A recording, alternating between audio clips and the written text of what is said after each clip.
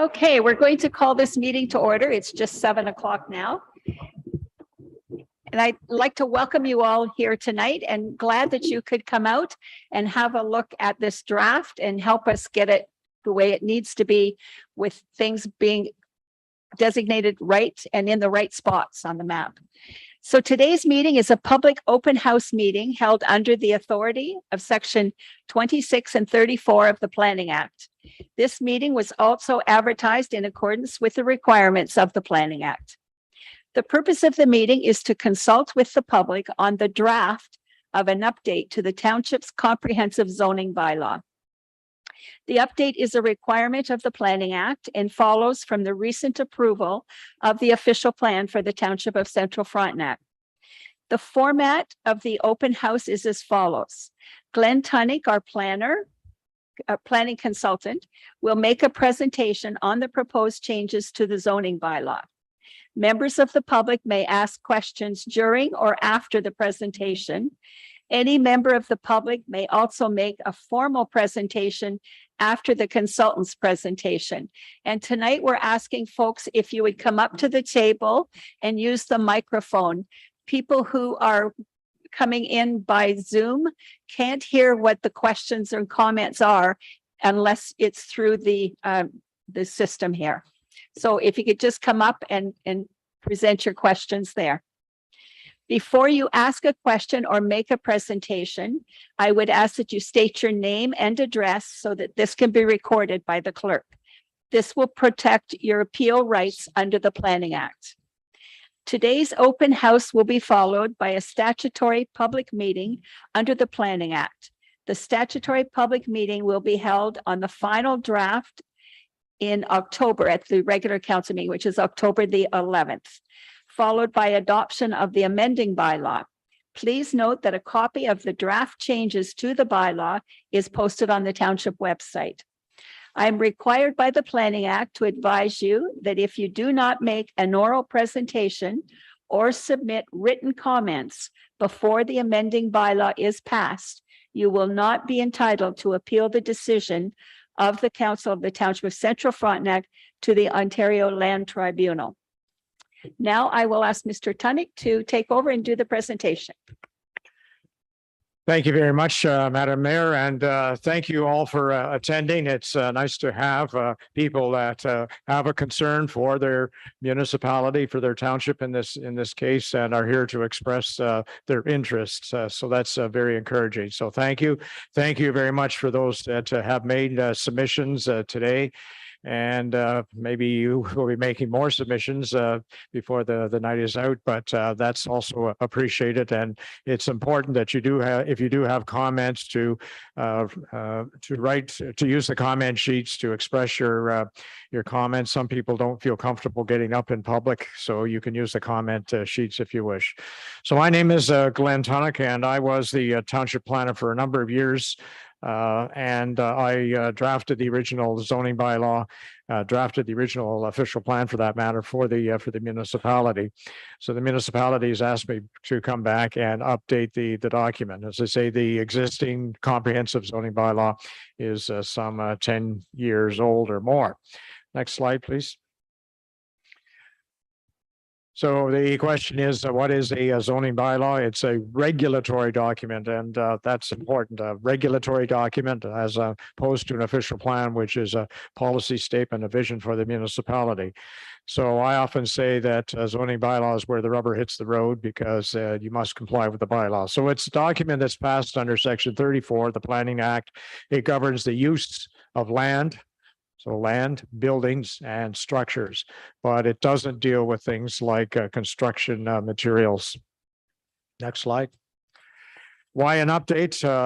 Mayor has indicated that it's an obligatory requirement under the Planning Act for a municipality that has just had their official plan approved. So they have 3 years to update the zoning bylaw if that's necessary. And it is in this case. And not only do we take into consideration the township official plan, but also the county official plan, because we're obliged to comply with both documents. So it's a mandatory requirement to, as I say, to reflect in the regulation any policies or policy changes in the official plan, but it's also an opportunity to fine tune the zoning bylaw.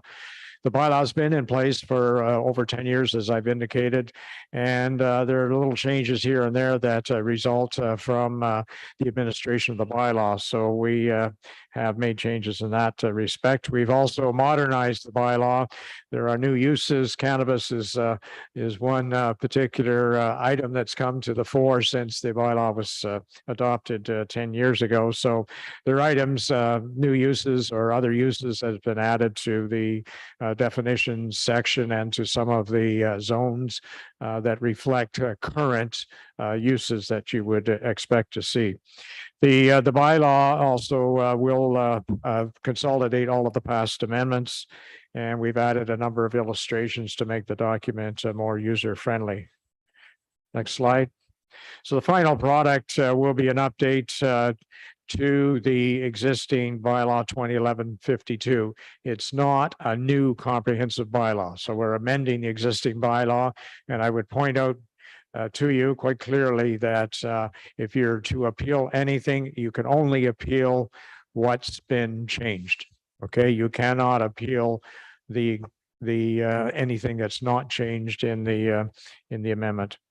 All of the schedules will be are being worked on. It's a work in progress to update those as well. There's a tremendous amount of work to do that, but all of the schedules will be updated, and so it'll be a brand new set of I think 5 schedules or something of that sort. So the final format will be a consolidation of the new amendment, the existing document, and other amendments and the new schedules. Next slide, please. The appeals. Appellants must participate in the planning process. And what that means is you must attend a public meeting, or you must submit a written comment in order to protect your appeal rights. So somebody that doesn't choose to attend a meeting or submit anything in writing will not be permitted to appeal any concern or any part of the document that they have a concern with. So the public may be requested to be notified of a decision. That is to say, if you want to know what decision the council makes on this particular bylaw, you can write to the clerk, and as a result, the municipality will advise you of what the decision was the council made. Appeals, if you still are unhappy, subject to the consultation process, you have 20 days after the date of adoption. So if council chooses to adopt the amendment sometime in October, it would be 20 days from that date in October that you have to appeal council's decision. And as I said, it applies only to the changes to the bylaw. So the appeals must be filed with the clerk. They must be in writing, and they must include planning reasons. They must include planning reasons. So it's not, I just object. That's not good enough. You have to set out the planning reasons for your objection. There is a filing fee payable to the Ministry of Finance, and it's currently $400.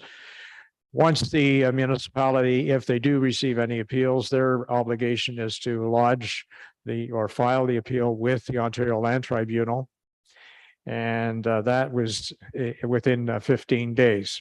But there is a new option under the Planning Act that if there's some feeling that we can resolve whatever you've appealed, council can say, well, we'll extend that 15 days to 75.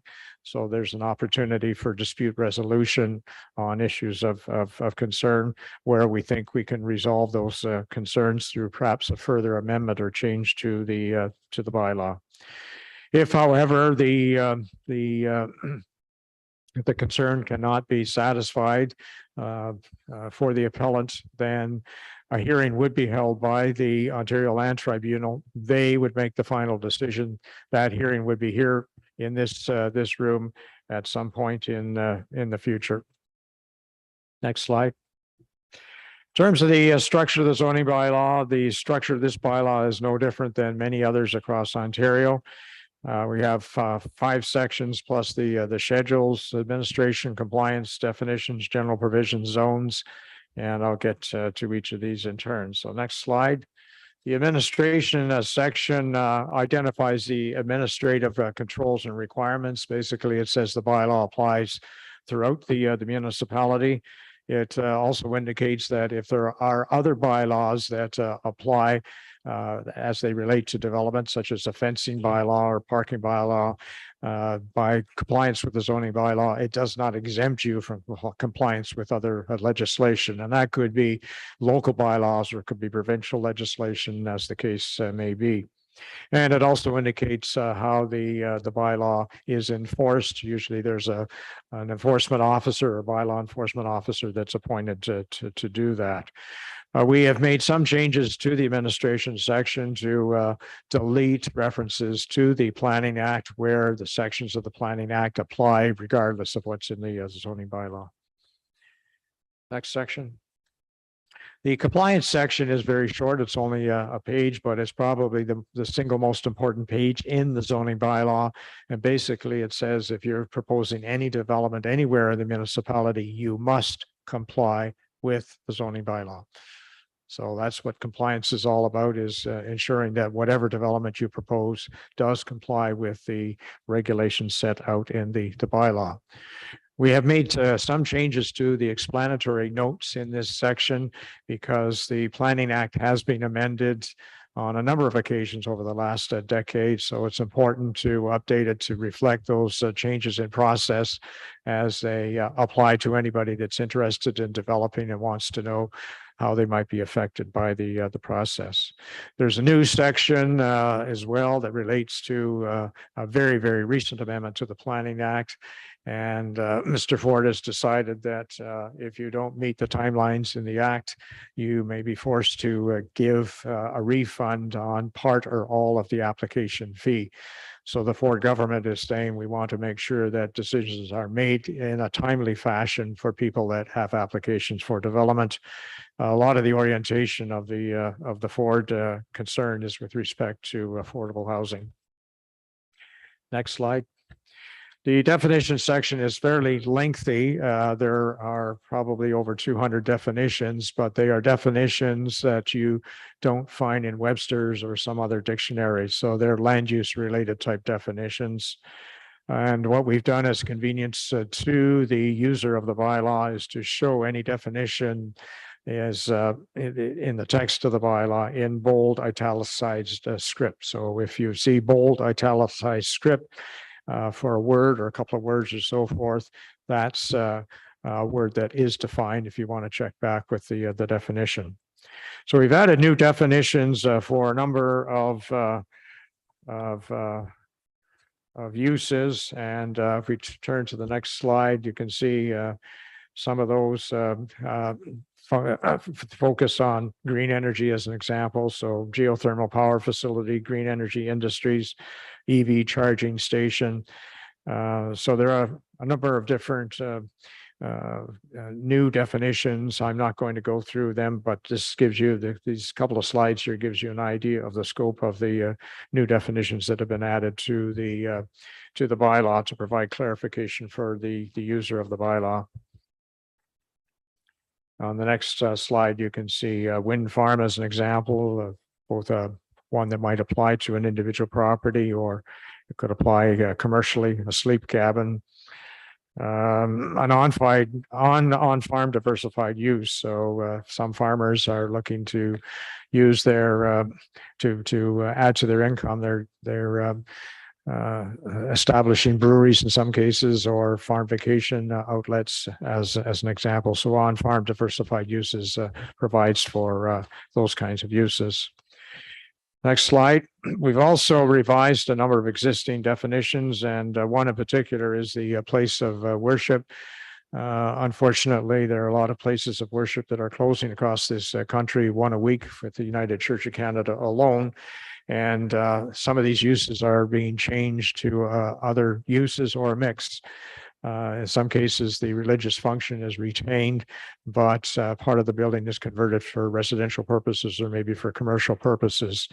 So to modernize, I guess, the current trend of closure of some churches, the definition has been changed to allow for a mixed use format for a place of worship.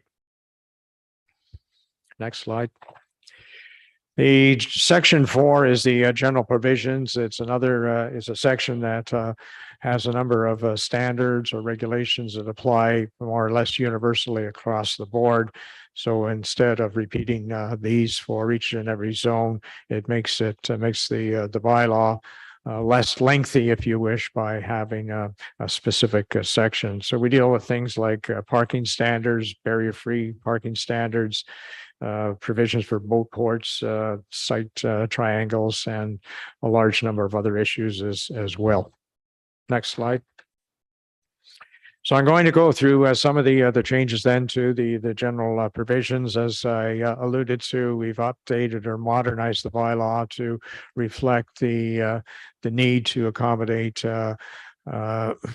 alternative or renewable energy sources. So for people that want to move off the grid, or they want to install a geothermal unit, or solar panels on their dwellings, or ground mounted as the case may be, or even micro turbines. So the bylaw has been adjusted to enable all of those kinds of new types of energy sources as permitted in the bylaw.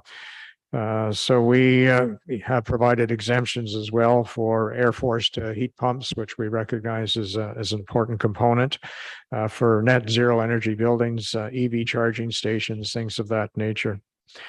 Also, in terms of response to climate change concerns, we've provided for local food production. So so community gardens or domestic livestock, the backyard chickens, things of that nature are permitted in the bylaw as well. We've also addressed the affordable housing issue. The Planning Act was changed twice, and both those changes were to provide for additional residential units. So, for example, if you have a single detached dwelling on a lot in Sharbot Lake, the village itself, the bylaw will allow you an extra unit. You could call it an apartment unit. Some people call it a granny suite or whatever. You would be allowed an additional unit in the main dwelling. And in addition to that, if you so choose, you would be allowed a dwelling unit in an accessory building. So it could be a converted garage in the rear yard. It could be a building that's constructed, or residential units that's constructed. So instead of having a single detached dwelling, you could effectively have on the lot 3 residential units. Now, there are some provisions to ensure that it works. Obviously, you have to have proper servicing. So the lot has to be large enough to accommodate servicing, well, a septic tank, where the case may be, and adequate parking, that sort of thing. So additional residential units are permitted in the R1, the RM, which is residential multiple, the rural zone, and the limited services residential zone, but not the waterfront residential, because of the municipality's concern for the impact of additional residential units on the water quality of the abutting lake or water body. Tiny houses are a new feature of the bylaw as well. So they will be permitted in residential zones and also the rural, the LSR zone. And the minimum square footage for a tiny house will be set at 300 square meters. So those are the affordable housing adaptations or changes to the bylaw that are proposed. Next is with respect to recreational vehicles. The bylaw already permits a recreational vehicle, but there's some clarification, I guess, that was necessary, one of which is to indicate that recreational vehicles are permitted both used and stored on a lot. And if you have a vacant lot in the rural area, they would also be permitted, but they would be treated much like a conventional dwelling. So you would have to meet all the required setbacks on a vacant lot and ensure that there's some provision for servicing for sewage servicing. And if you have a lot that's in addition, 5 hectares or larger, you would be allowed a second unit. The municipality can impose a license fee for recreational vehicles, the purpose of which is to try and derive revenues that offset the cost of providing services such as roads or fire protection, things of that nature. Because a recreational vehicle on a lot, a vacant lot, doesn't pay taxes. So this is a way of offsetting the costs, the operational costs to the municipality of providing services that are needed by those people that use recreational vehicles in the municipality. Next slide. Another new component is with respect to storage containers. They've become a reality in many parts of Ontario, people choosing to buy storage containers as opposed to building a garage or a shed or something of that sort. So the provisions that are built into this bylaw will allow a storage container, 1 per residential lot, and with a certain size, maximum of 12.1 meters in length. And containers are also permitted in non-residential zones. The setbacks that apply to storage containers are the setbacks that apply to any accessory uses in those particular zones. Next slide. One of the new features of the official plan is the requirement for buffering of commercial or industrial uses from adjacent residential uses, whether it's an existing residential use or a lot that's zoned for residential use. And the intent here is to try and make a commercial use more compatible with an adjacent use. Now, it depends certainly on the type of industrial use. Heavier industrial use may not, in fact, be permitted adjacent to a residential use. But the landscaping provisions are intended to provide a buffer where an industrial commercial use can be permitted adjacent to a residential use. That type of buffer could be a vegetative buffer, it could be a fence, or it could be a berm. Next slide. The official plan also introduces the concept of a live-work unit. And this means, say, a residential dwelling where the property owner is a business owner, chooses to operate a business out of the residence and live in the residence as well. So live work units will be permitted in a variety of residential zones.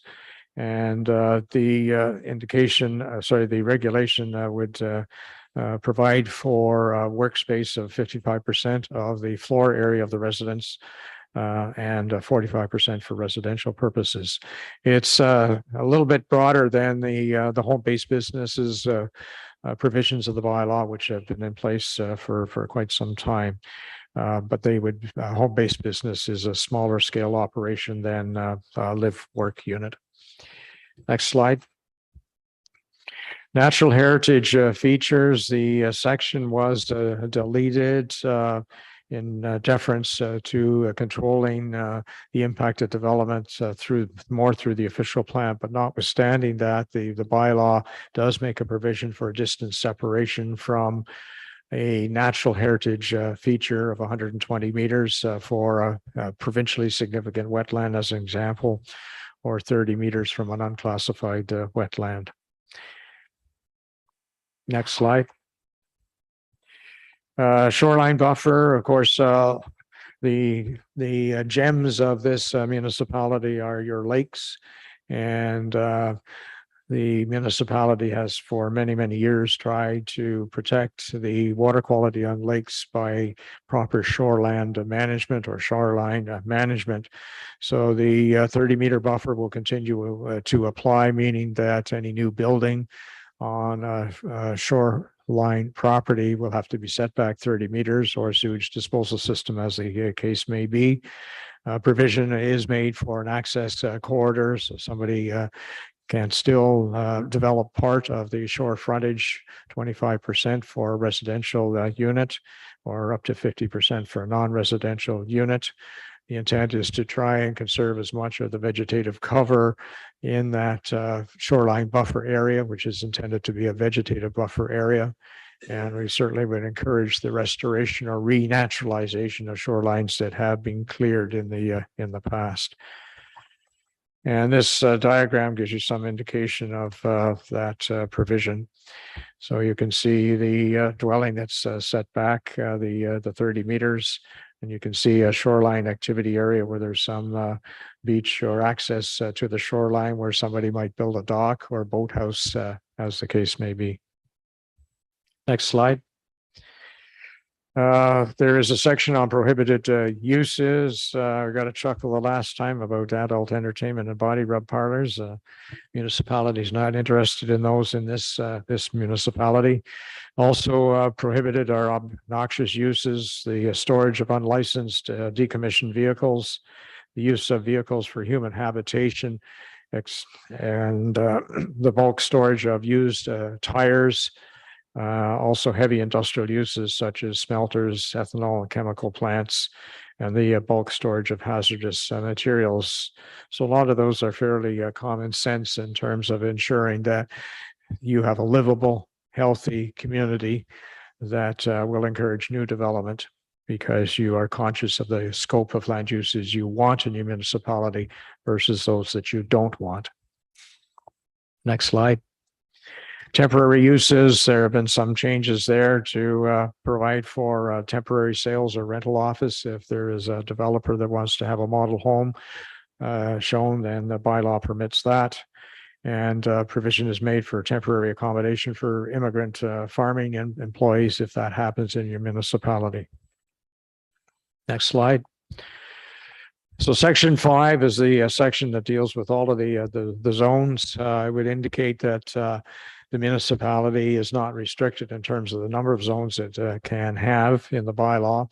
But in this case, there's no change to the types or number of zones. They will remain the same. The scope of permitted uses and accessory uses has been amended to clarify the list of accessory uses that are permitted in each of the zones. So it makes the bylaw a little bit more user-friendly. And some new uses have been added to some of the zones. So a tiny house is added as permitted use in the R1 zone. There's no change in the uses permitted in the residential multiple zone. The residential waterfront zone, additional new uses that are permitted include a modular home, a park model trailer, a tiny house.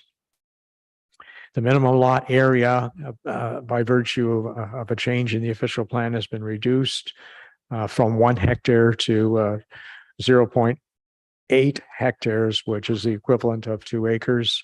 And the shoreline frontage has been changed, dropped from 91 meters to 77 meters.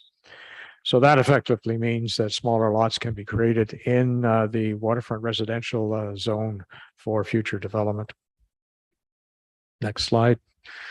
In the commercial zones, the general commercial zone, minor additions to the scope of uses includes adding an animal shelter, green energy industries, live work unit, refreshment sales vehicle, a tourist outfitters establishment. In the commercial recreational zone, which is kind of your tourist lodging zone, new uses include an adventure game, a brewery, a winery, driving range, golf course, and a live work unit. In the local commercial zone, live work unit has been added. And in the business development zone, a bank and a refreshment sales vehicle have been added as new permitted uses. On to the industrial zones, there are no changes to the mineral aggregate, the extraction zone, the MX zone. To the M1 and M2 zones, a commercial greenhouse has been added. And to the mineral aggregate zone, setbacks have been added to reflect the Provincial Aggregate Resources Act. The waste management zone, there have been no changes. In the rural zone, there's been an addition to the permitted list of permitted uses to include an animal shelter, brewery, a camp, communications facility, a conservation use, construction yard, a daycare, day nursery, geothermal power facility, a modular home, a tiny house, helipad, hobby farm, institutional use, kennel, log hauling operation, a logging camp, a nature trail, park, playground, and a renewable energy system. And as I previously indicated, the minimum lot area has been reduced in the rural zone from 1 hectare to 0.8 hectares.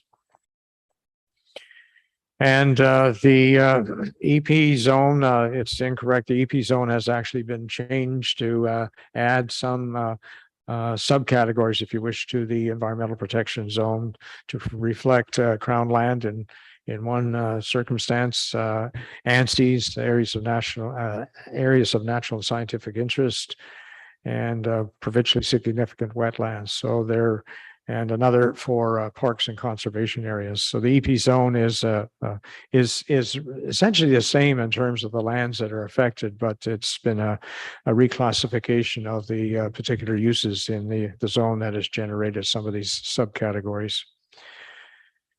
The MR zone, there's no changes.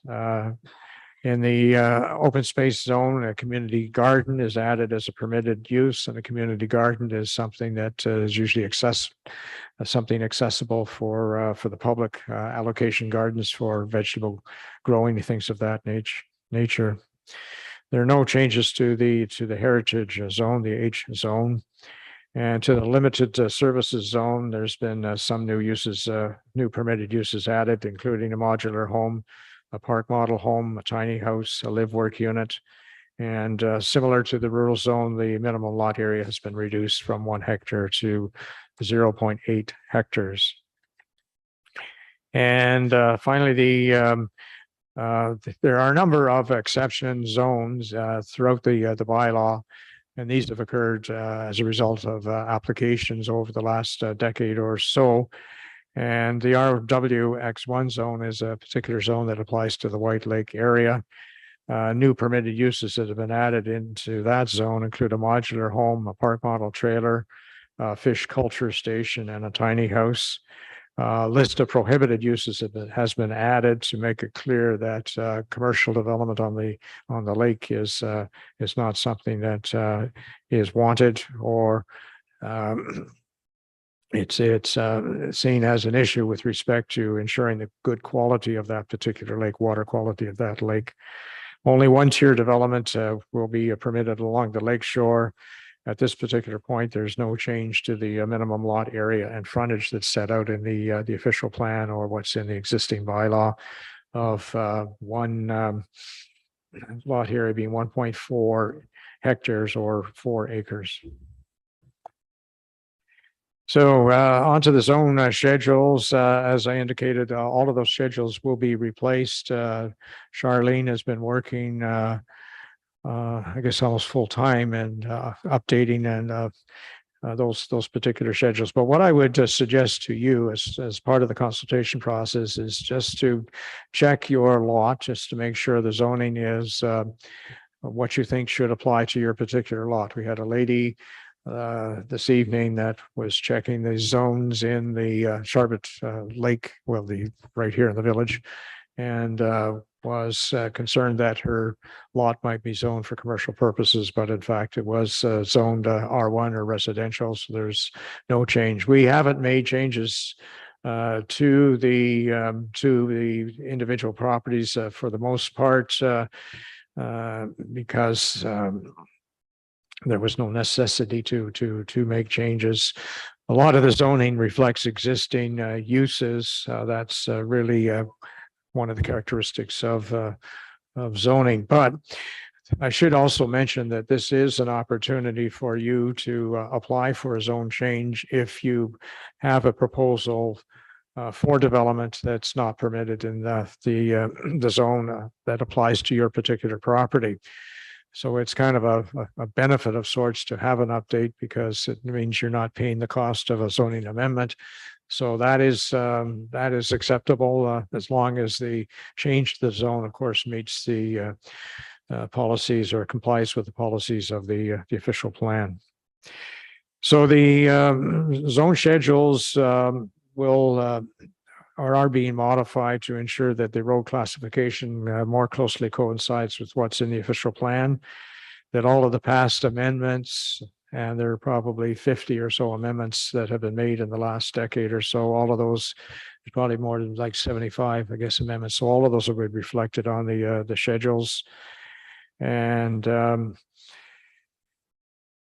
yeah, some revisions will be made to the schedules to make them more user friendly. I think one aspect of that is to label the names of parks and the trail system and so forth, so the people, if they're looking at the schedule, they can immediately identify with what particular use is permitted or what particular facility exists. So where to from here? We are certainly all ears. I mean, that's the purpose of this meeting and the consultation process, so that if you have any suggestions to improve the bylaw, we're certainly open to any suggestions you have. If you have any concerns about, as they say, the schedule, not zoning your property the way you think it should be zoned, we're certainly amenable to considering that. Now, the comment sheets are available. That's a way of writing or providing your comments to us. And you can leave those behind tonight, or if you want to drop them off at the municipal office or send them in by email or whatever, please feel free to do that. We still have 3 or 4 weeks, so it's not as if you have to submit your comments tomorrow or the next day if you want to think about them a little further. So you have some time, but we will consider each and every comment that has been received and make the necessary changes to the bylaw, and you will be advised as to what those changes are. So final revisions will be made to the bylaw for the statutory public meeting. There could still be changes resulting from that formal meeting, and council will probably adopt the bylaw, I'd say a minimum of 2 weeks after the formal public meeting on October the 11th. So if you keep that date in mind, October the 11th is the formal statutory public meeting. The municipality will post the revisions to the bylaw on the township's website. So you can access the website to see what changes are made. Now, the changes are shown in the document in red script, combination of red script. So that shows a change.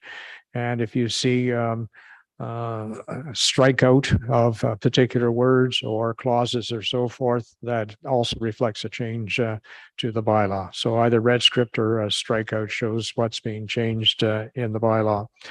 Red script usually shows additions to the bylaw from what exists there presently. So I think, Madam Mayor, that's everything. All right. Anyone with questions, please just stick up your hand and come on up to the mic, and we'd be happy to hear from you. And if there's anyone virtually that wishes to ask a question, if you can use the raise hand feature in Zoom, that'll alert us that you wish to speak. I don't think I mentioned, but we are recording the session. So if you do miss something, you can check it out and watch it over again.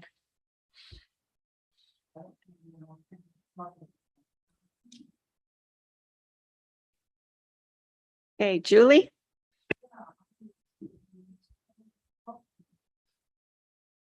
My name's Julie Drucker. I just had a couple of questions. Actually, I have a lot of questions, but I'm going to keep it brief. Always new questions, always. So I was just wondering one thing.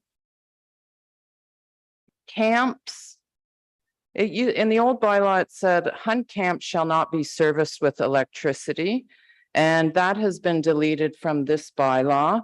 I'm just wondering what the reasoning is behind that. The intent was to allow a user of a camp. I mean, it's practical in a sense to be able to have electricity as a source of energy if you want lights in the cabin, if you want to recharge a battery or an appliance or something that you might be using for fishing or hunting or something of that sort. So it's adding a sense of practicality, I guess, to make the use of the cabin more practical. Okay, and I was just wondering, I'm not going to get into it, but I am facing an issue with the township right now where people are trying to install property or hydro through my property. And so I'm just wondering if allowing electricity, deleting this and allowing electricity to hunt camps, because that's the property behind me was a camp. Could it not create problems with adjacent property owners when camps see that they can get electricity? I just think the township could become inundated with hydro easements going through like what's happening to me right now. Well, I think hydro is basically up to hydro. I mean, one thing we would want to encourage is sustaining camps if that's possible, people being off the grid. But recognizing hydro is a vital service. It's and people across Ontario are entitled to that service. It's up to hydro to work out with the individual property owner or property owners what's a reasonable easement, if that's necessary, in order to provide a service to a camp or a cottage or a home for that matter. Okay, and I'm just, do you know off the top of your, it's a public meeting, Yes, so there's, I don't think there's people waiting. Julie, please ask your next question. I didn't see anybody else wanting to get up. That's not the point. Ask your next question. There's lots of people who maybe haven't had dinner yet. And if it's just your issues, you can This is talk to- very important to me, Madam Mayor, so I'm not going to be rushed. Thank you. And I'm not going to be told. Julie, this is my meeting. I'm controlling this meeting and I'm telling you, if you have a different question, then ask the question. We're not dealing with just your issue here tonight. I know, I'm not dealing with my issue. I'm dealing with the zoning bylaw amendment. What is your next question? So I'm wondering if the rezoning of rural properties to LSR will lead to building permits being acquired and homes built on the KNP trail and the other trail that passes through this township. Well, any development on any lot, whether it's LSR, rural or whatever, requires a building permit unless the building itself is exempted from the building codes. And any development anywhere in the township has to meet the frontage requirements, whatever they are set out in the bylaw, whether it's private road access, public road access. So the regulations in the zoning bylaw have to be met in order for development to proceed. But do you not envisage more development happening off the trails as a result of the amendments to the zoning bylaw? Because I do. There have been no changes to the bylaw in terms of access from what it is now. Oh, I don't know about that. I'm wondering about the note on page 101, subsection 4.16.1 in brackets E1 that says where frontage is not on a public street or a private road, access shall be provided by a legal right of way. This is the issue that concerns me. I'm not going to talk about it, but that's why I'm bringing it up now, because it's an amendment. It's an amendment. There's a minor change to the wording from what was there before to make it clear that the access has to be a legal access. Okay, so in some cases, there may be a need to have an easement registered on title in order for that access to be permitted. Okay, and that leads me to my next question about easements. To me, the definition of an easement, and I'll read it out in this amendment is, An easement is the legal right acquired by contract to pass over, along, upon, or under the lands of another. That's correct. So it seems in my issue, which I won't get into, easement granting has already been done by the county to a property off of the KNP trail that will allow building to happen there. So it seems to me that, Zoning question? yes, it's a total zoning question. I just want to tell you that the county has issued lots of easements. I know, I'm not talking about it now, Madam Mayor. I'm talking about this amendment. You know what? You're making me forget my train of thought. So please don't interrupt me. So I'm Julie, saying, Julie, this is my meeting and you will be respectful of the chair or you can leave. okay, can I continue, please? I'm the chair. Continue, but not just on your issues. I'm not talking about my issues. Yes, you are. I'm asking you if an easement granted on a trail gives an LSR property the right to build off the trail. If it meets the requirements of the bylaw, yes. Okay.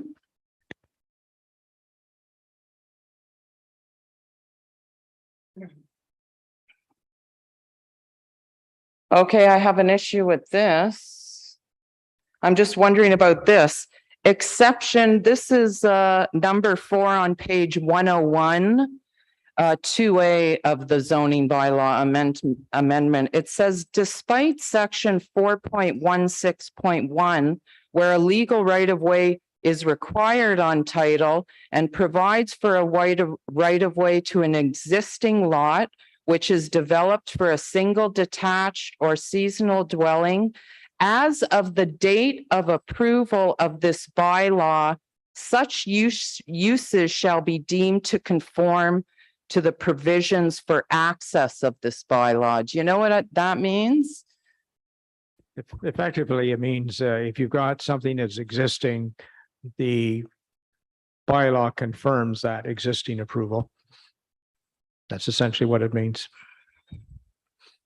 So So there's if it's something, if it's something in place, the intent of the bylaw is to recognize what's there. Because as I said before, I mean, zoning to a large extent reflects existing uses and the conditions associated with those particular uses. And it says there's an exception for existing agreements. I just have one more thing and then I will be finished. So in my understanding, LSR requirements where a private lane, the lot has to be on a private lane that has direct access to a publicly maintained road. And I've been to lots of cottages and they are private lanes that connect directly. The whole lane itself connects directly to a publicly maintained road. It seems some of the changes in this bylaw are going to allow properties off the KNP trail that have been granted an easement that allows them to connect to a publicly maintained road will allow for building permits. To me, that seems very different than what's happening in the cottage, in the lake areas. This is making the trail actually become a road to development, I would think. What's your opinion about that? It seems that easement granting to properties off the trail turns the trail into a road with large construction vehicles traveling it that need to be used to build homes. It is, Let's let Glenn answer that. okay, thank you. There are a number of properties that exist right now that use the trail for access because that's the only type of access there is. But what I would also point out is that it's fully within the jurisdiction of the municipality to determine the nature of the easement and any restrictions. The municipality can restrict the type of vehicles, they can restrict who can use an easement for whatever purpose. That's the whole issue. The easement, because without an easement, you can't use the trail as any sort of a road system. Okay, so the purpose of having an easement is to determine what the conditions are that apply to you using the easement. And as I say, the municipality has the full authority to determine the types of vehicles that maybe use it. It may not be open to the public whatsoever. It may be restricted to an individual property owner having access from the public road via the easement to a cottage or a camp or something of that sort. Okay, I just have one thing to say about that. There are many people that live off the trail currently and have lived for decades before the trail was updated. No easements have ever been granted to those people. It's just generally understood that they use the trail to get to their properties. The granting of easements, I would say, allows for building. And that is the danger of the easement granting along trails, because that is the situation that I'm facing right now. That's all Okay. I have to Okay, say. thank you, Julie. Thank Turn off your you. mic, please. Anyone else like to come forward with a question or two? Come on up.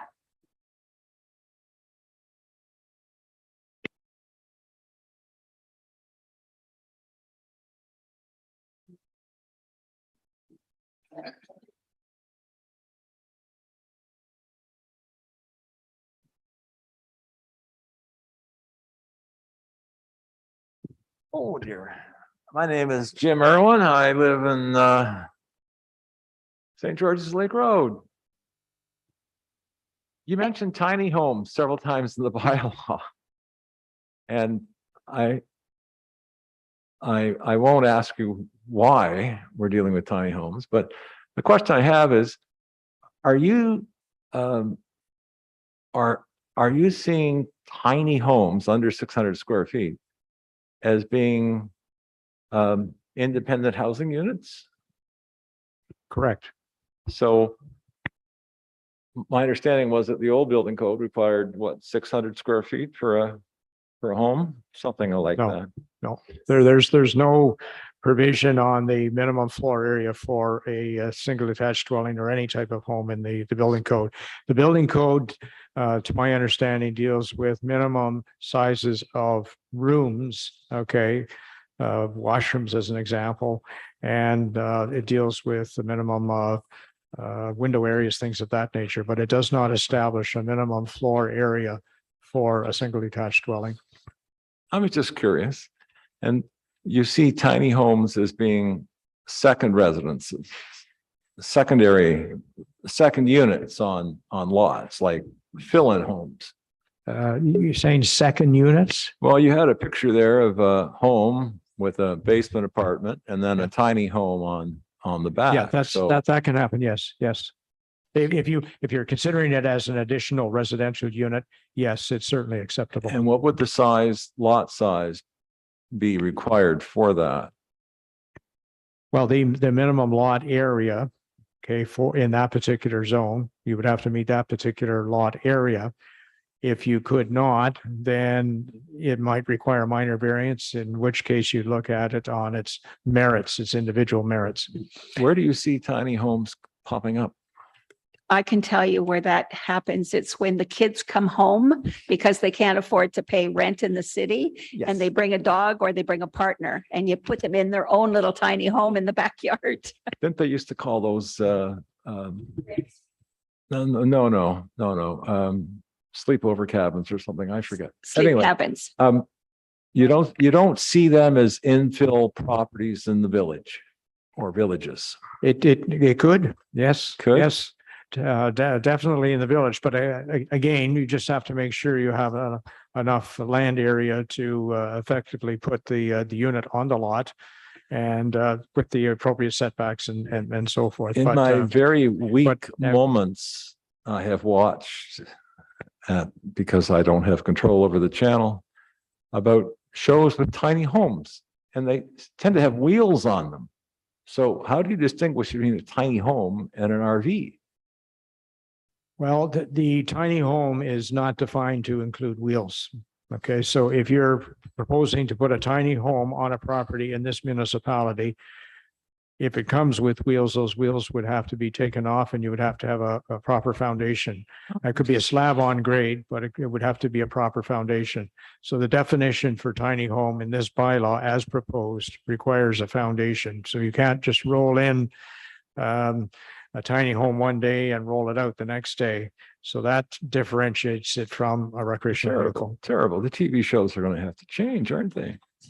Hey, I'm horrified. All Okay. right. The large number of containers that are already appearing in the area, they're all pre-existing uses, right? Well, technically, right now, any container is not a legal use in this municipality because it's not permitted under the bylaw. So if it's there, it's technically illegal. But it was there before the But- bylaw. Anyway, I'm not Well, going to argue it's- about it. yeah. I don't have one, so Yeah. I don't, Okay. I'm just curious. I'm just wondering what the next 5 or 6 years will bring in terms of tiny houses and RVs. Because I recognize that there will be perhaps But I think strong uptake. I think you're alluding to the question of whether you could convert a container to a tiny home. Oh, I didn't ask that So question. you didn't ask that question, but the answer is yes, as long as you can meet the building code requirements for that Well, type as of long as you can make it so dwelling. the doors will open from the inside, eh? Anyway, thank you. I was just curious about the tiny home business. It seemed to have some prominence in your delivery, so I just was curious as to the It's definitely the origins of that. it's definitely the new idea to help people who are sleeping on streets is if we can get them into tiny houses, it will give them a place to start over. So it may be coming to our backyards sooner than we think. Okay. Thank you very much.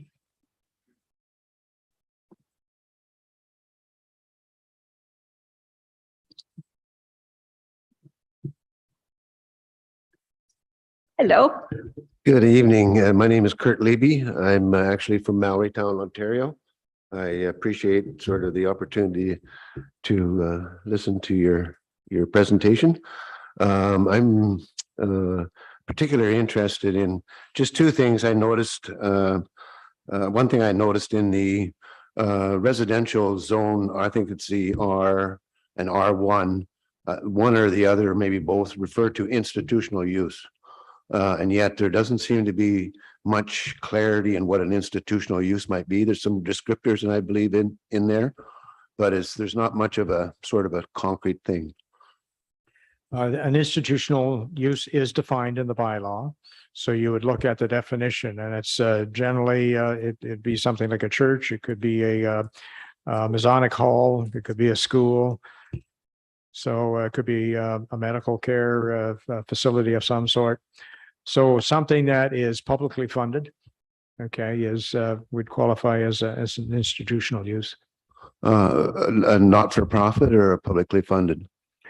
I think a not-for-profit would be acceptable. Again, I think it depends on the type of use, Yeah. but I must overlook the definition, but I did see it referred to in one of the zone definitions. So anyway, so in my township, we have settlement areas, and sort of then the general rural area around the settlement areas. But you seem to have districts here, which is a different way.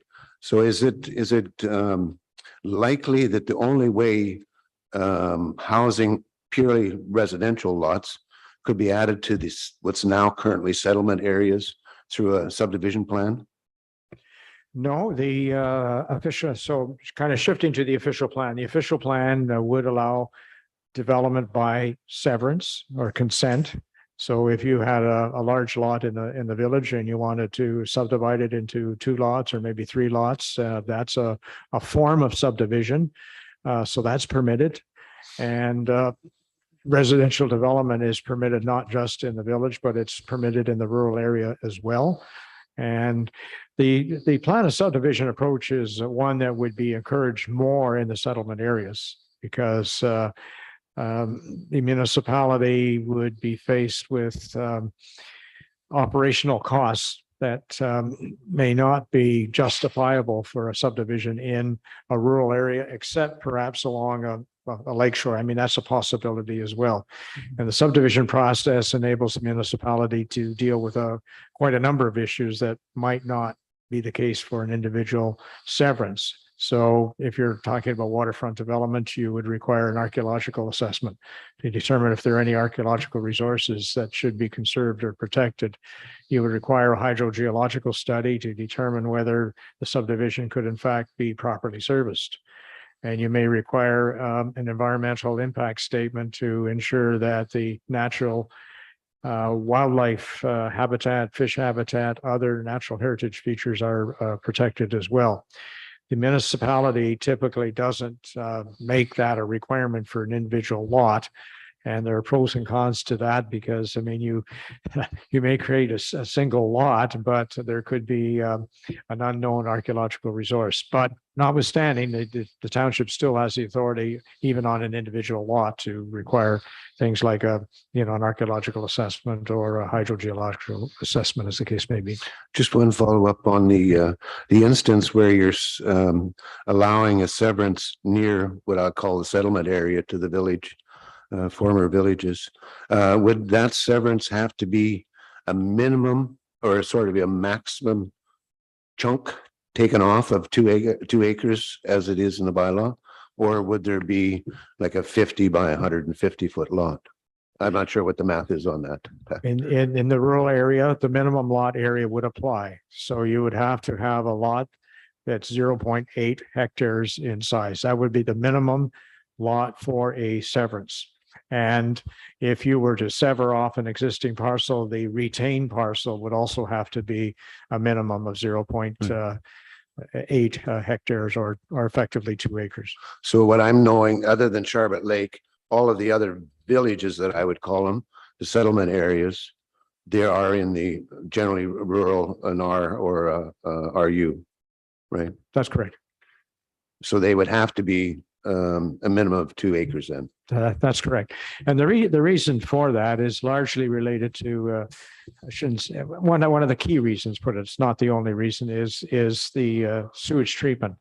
Is that the Ministry of the Environment and the local approval agency want to ensure that if you've got a lot, it's going to be large enough to handle a conventional sewage system, class 4 sewage system, sewage treatment system, or sewage disposal system. Because if you don't have a large enough lot, obviously you can potentially contaminate your neighbor's well.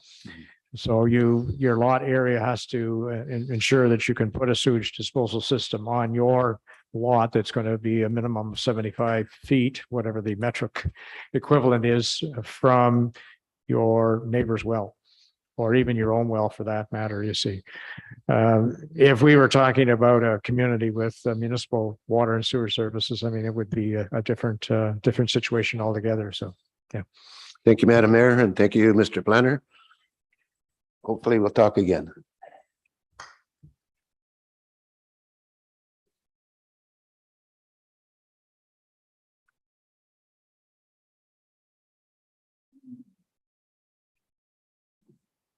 The phone's on for you. Good evening, Madam Mayor and Glenn.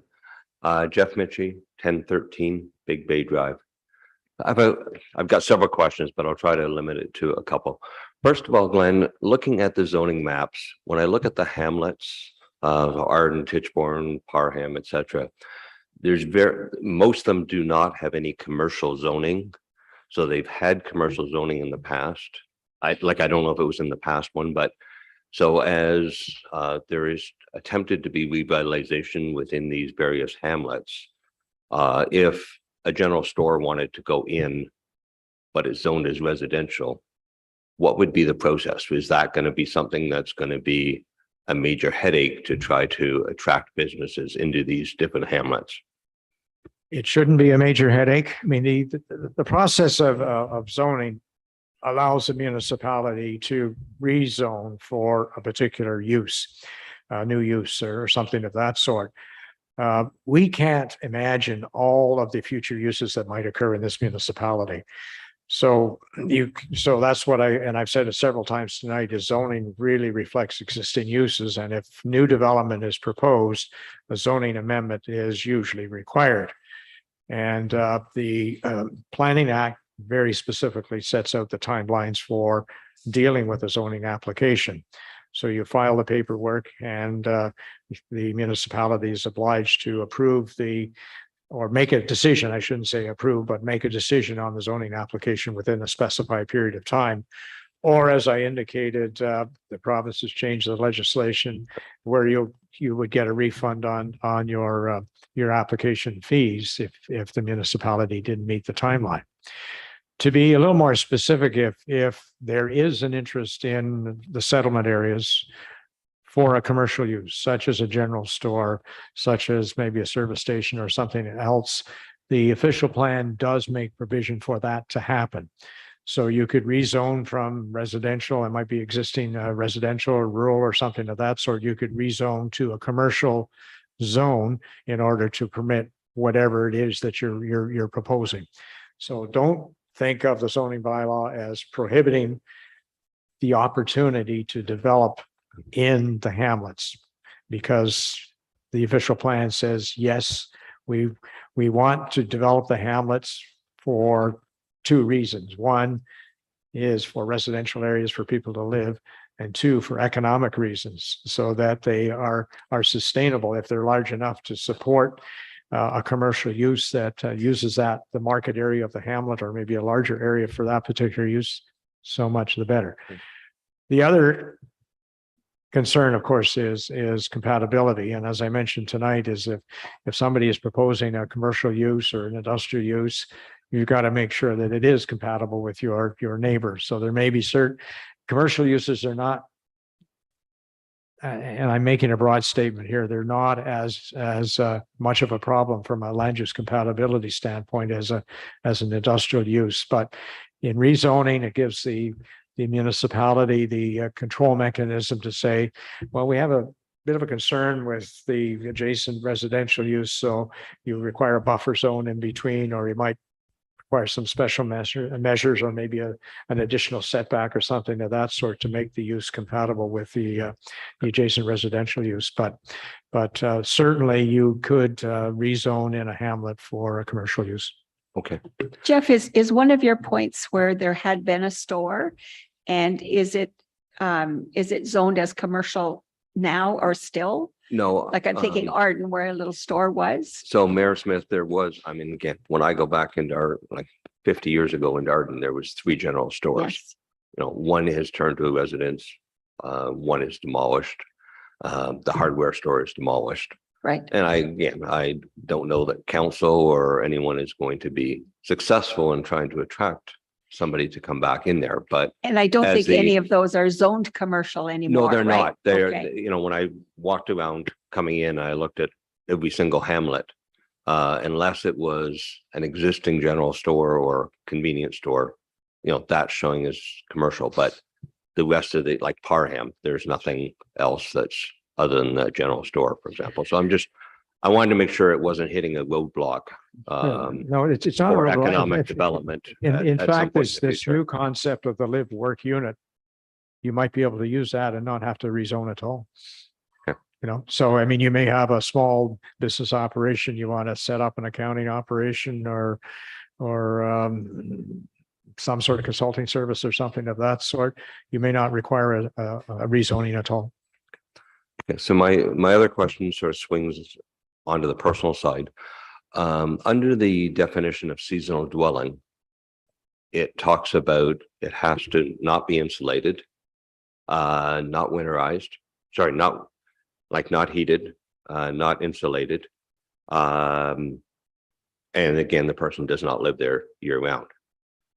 When I look at the statistics, 41% of the building in the community over the last 3 years on average has been seasonal residents, which seems strange so I'm wondering if that needs to be cleaned, that definition needs to be cleaned up. But second, recent discussion with the building department, I'm told that there's no size requirements, but like 100 square foot building is then considered a residence, which then allows ancillary uses, including a trailer. And so I'm looking at it going like, okay, so we've got tiny homes that have to be 300 square feet, a bunkie that can't be bigger than 400, but how can a 100 square foot building, by not defining it within the zoning, allow you to get exceptions around all these things? Okay. Well, your one statement is a bit inaccurate because the definition does not specify that the seasonal dwelling can't be insulated. It's the building code that says that you don't have to insulate a seasonal dwelling. It's not the zoning bylaw. Okay. So so the seasonal dwelling, but you are correct in saying that it's a secondary place of residence. I mean, and that's the distinction, is that your permanent residence is elsewhere, and you use a seasonal dwelling for seasonal purposes and so forth. The issue of the 100 square feet is also not accurate in. As I said, the building code doesn't stipulate a minimum size of a unit, but it does specify minimum interior floor areas for various functions, whether it's a kitchen or a washroom or something of that sort. But the minimum size of a dwelling has not been set out in the bylaw. That was done purposely many years ago to not penalize people that wanted to build something smaller. So we were ahead of the game in Central Frontenac a decade ago or more by allowing smaller units to be built that were affordable, put it that way, than is mandated today. Okay. So there is no intention to put a size requirement in, like, even though we've got 300 square feet on a tiny home. There have to be some reconciliation of the understanding in the bylaw on that particular point, because council does feel if they're making that statement for a tiny home, they should make that statement for conventional dwelling as well. I So do they're going to know want to that look at that. Sorry. 100 square feet, you do need a building permit, I think. No, is- but you could get at 108 square feet, you could get a building permit, build your building. It's then considered a primary building, which now you can build bunkies, you can bring in travel trailer, you can do all the other things. And that strikes me as I'm going to call it a loophole to get around, the other, where you can't put a travel trailer in. It's very easy to build 108 square foot building with a building permit to get around the fact that I can't have a travel trailer there otherwise. And that's why I feel there should be some type of minimal size. Okay. Thank you. Do we have anyone else who wishes to come up and ask a question? Go ahead, come up to the mic.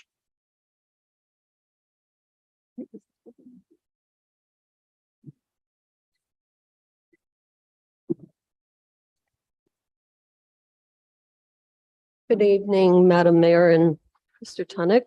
My name is Vivian Brownell, Point Lane, Sharbot Lake. I have several questions. The first one is for Glenn.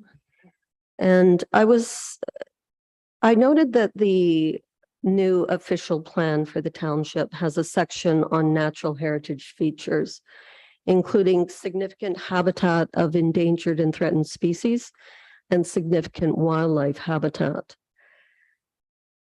My question is, have you investigated to determine if any endangered and threatened species occur in our township? I have not. The county, when they prepared the official plan for the township, that was their responsibility to determine that and to answer the question of whether a more comprehensive study on establishing a natural heritage system should have been done. I don't know the history there, and I apologize for that. I can tell you, though, that the county is looking at doing another study because it was quite a while ago that the initial one was done. So I believe it was in the budget for this year. If it's not done this year, it should be done next year. So my question is, that information is readily available to the public.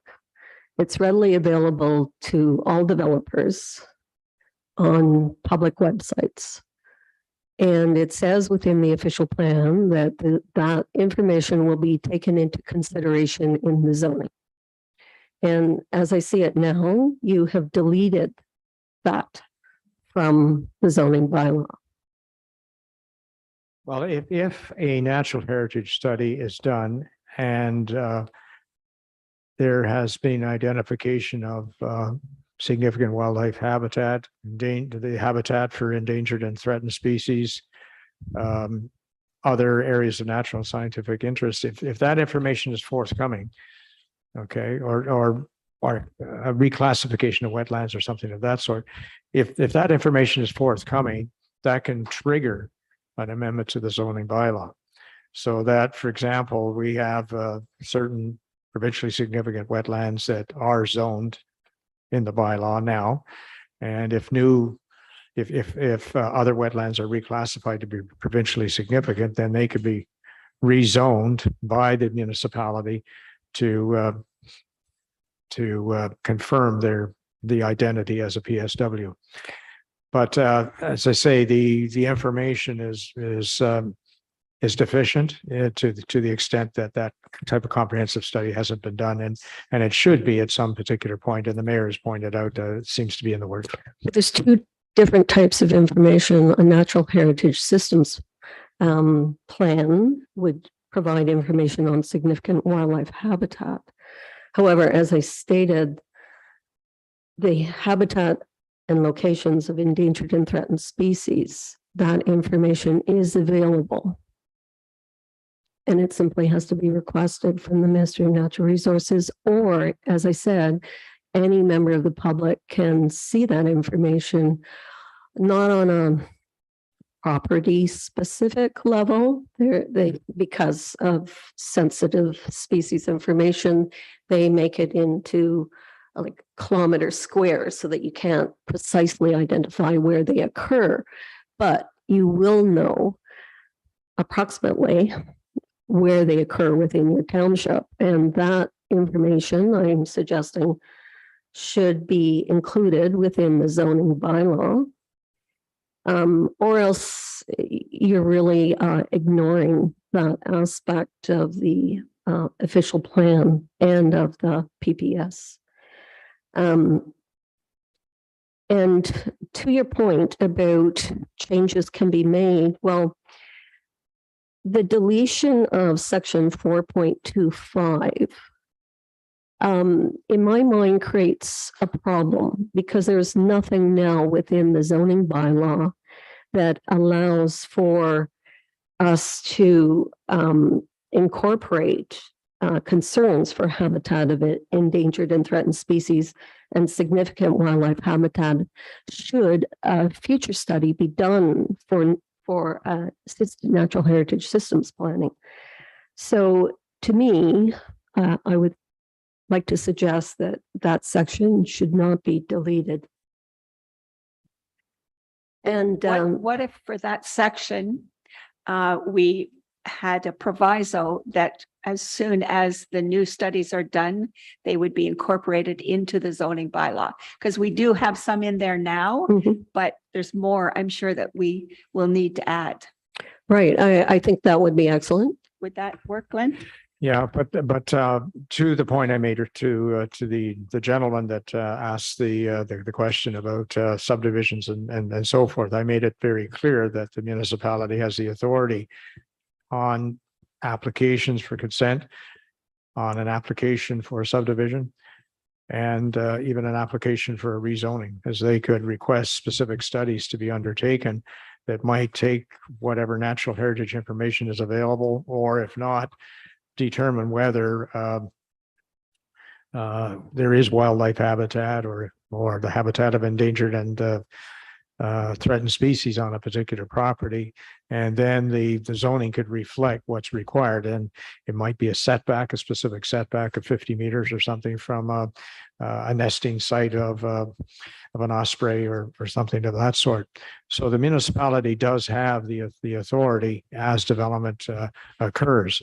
Where it becomes problematic, and you're correct, is that if you have an existing lot that's zoned for a particular use, and so you're not into a planning application, then it's only the building code that really kicks in, and unfortunately, it doesn't include dealing with natural heritage features. So a permit could be issued, which could theoretically threaten the conservation of a wildlife, a significant wildlife habitat or something of that sort. So your point is well taken in that Yes. respect. So my second series of questions is with respect to cottage rentals. With And- respect to which, sorry? Cottage Cottage rentals. rentals, okay. Well, Called some people call them. short-term rentals. So I've actually spent a few hours today looking at different townships and how they address this issue, which is becoming quite a problem for all cottage municipalities and in Ontario. And a lot of bylaws are being developed, as we speak. The city of Ottawa even developed passed a bylaw pertaining to zoning of short-term rentals. A lot of them distinguish between short-term rental and cottage rental. And also they often include B&Bs within that same concept. So my question is, we had a bit of discussion about this subject at the last meeting. And I was wondering if a public consultation process is planned to allow a public discussion of this issue within the township. I get to answer that one.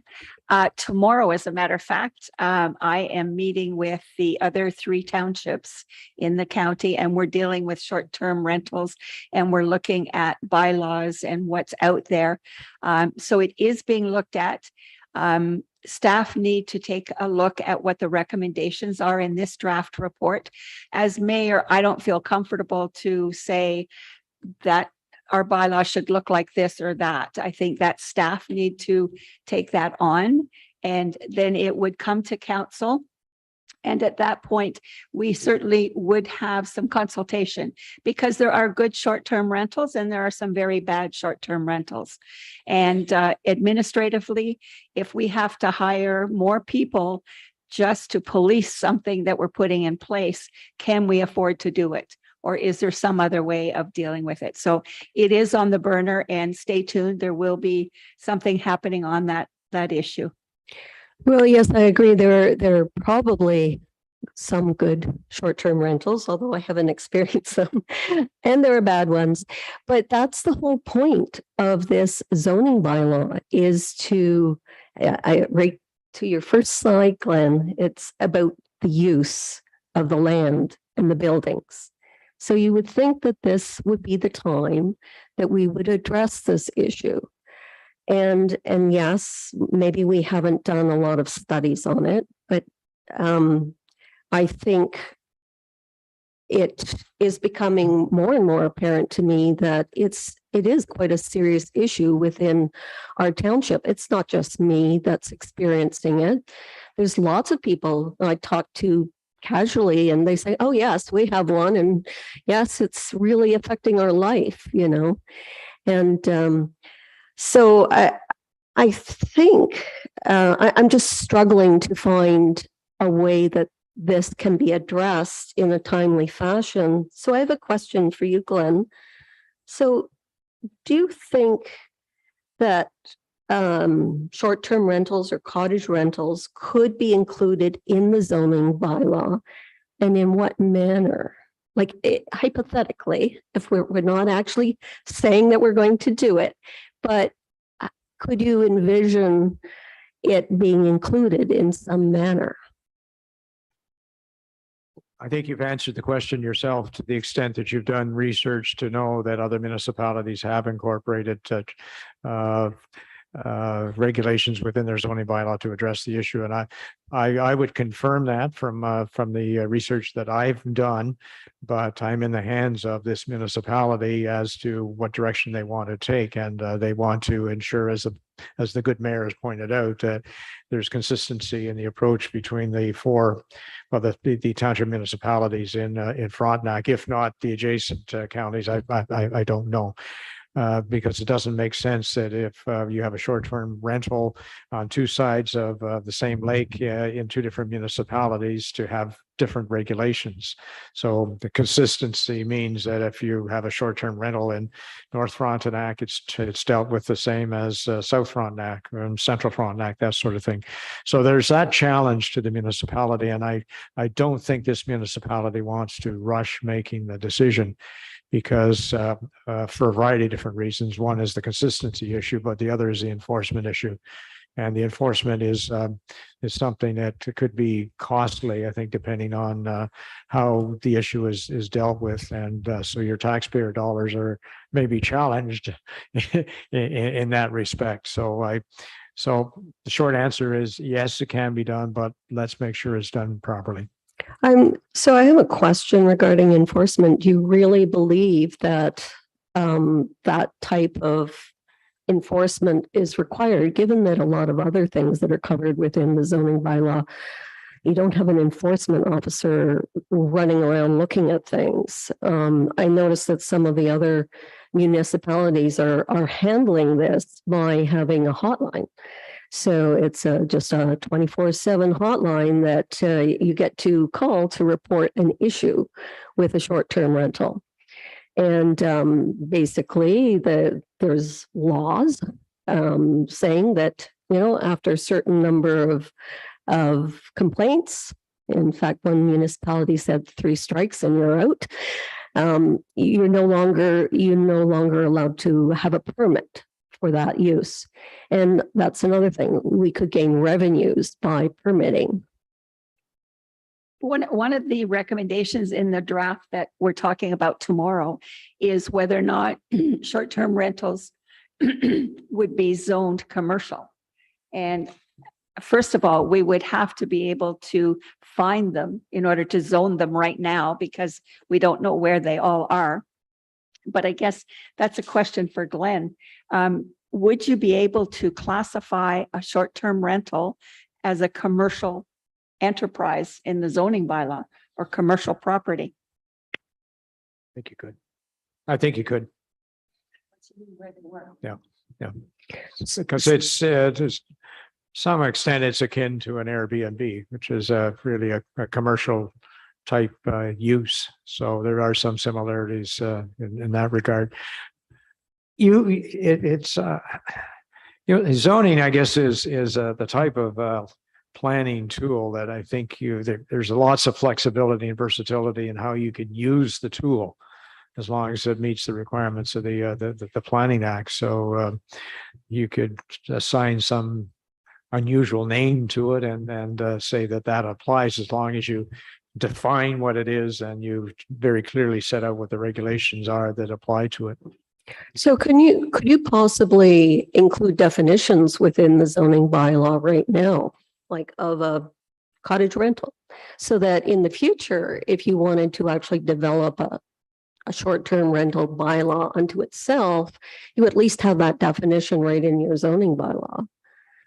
The answer is yes, it could be done. But again, I don't want to compromise what work is being done amongst the 3 or 4 municipalities, because if we choose a definition that's different from North Frontenac, there's the issue of consistency. So I think, notwithstanding, I could in fact, I had come up with a definition that could be inserted, but council has decided to wait and see. And I think that's the prudent way of approaching it, is to ensure that there is consistency across the board. And whatever you do, you know, if this definition is good for Central Frontenac, is it also good for North Frontenac, South Frontenac, Frontenac Islands, whatever? But just to follow up, Vivian, we may have a definition by the end of tomorrow's meeting that we maybe could insert somewhere in case we have to put teeth to that definition. And we're hoping to have something back to councils prior to the new council taking seat in November, I guess is when they actually start. So we can maybe get Glenn to put that line in there. Yeah, I'm retired, but it's a relative term. Well, thank you, Madam Mayor, because that was my next question. If you could add that to your agenda for tomorrow, but if we had to make changes to this existing zoning bylaw, let's say there was a discussion, a public consultation about this, or any other issue, because this is a amendment to the existing, like the old zoning bylaw, can you amend an amendment? Like, what's the process? The process is exactly the same as what we're going through right now. It's not uncommon anywhere in Ontario for, in fact, we did it here, is when we did the 2011 bylaw, we had a housekeeping bylaw that followed that, because there was some tweaking that was required or fine tuning that's required. And I could see this happening because it's a huge document. The zoning bylaw is a huge document. It's never absolutely perfect. No planner, no municipality can write the perfect zoning bylaw. It's just not feasible, because you don't know what's going to happen in your municipality tomorrow. You know, there could be a major discovery of a mine or something like that that changes everything that, you know, economically or whatever, who knows? So there's always the possibility of an amendment to the bylaw. And it goes through the same public process as you have your consultation, and then you have your statutory public meeting, and then you have your adoption. So there's probably 3 meetings anyways that would occur in order to move that amendment through to reality. What stage are the other municipalities, the adjacent municipalities at in terms of their zoning? Well, you see, North Frontenac's a good example. They've gone through the process, okay? So they have to undertake an amendment to put in an SDR provision. So they would be doing what Central Frontenac might be doing now or later on, or whatever, you see, so. Okay, thank you very much. I'm just gonna ask if there is anyone online that wants to speak. You can use the raise hand feature. There's a few people online.